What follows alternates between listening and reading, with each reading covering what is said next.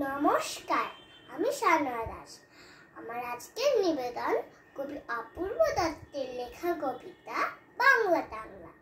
অ্যানুয়ালের result হাতে বাড়ি ফিরল ছেলে। মা বলল, কোন পেপারে কত নাম্বার পেলে? হিস্ট্রিতে মম 84, ম্যাথসে 90। মা বলল, fantastic, just like the hero. Science dad, not so fair, only 69. English just 82, altogether fine. Geography paper to 100, ডুবিয়ে দিল বেঙ্গলিটায় very poor.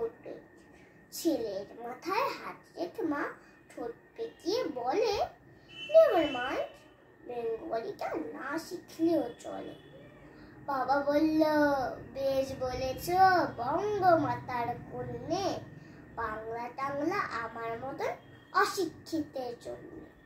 বিদ্যাসাগর, রবীন্দ্রনাথ নেহাত ছিলেন বোকা, না হলে কেউ সব করে হয় বাংলা বইয়ের পোকা। মা বলল, চুপ কর দাও, ওর ফলটা কিসে? স্কুলে কেন বেঙ্গলিটা পড়ায় না ইংলিশে? নমস্কার।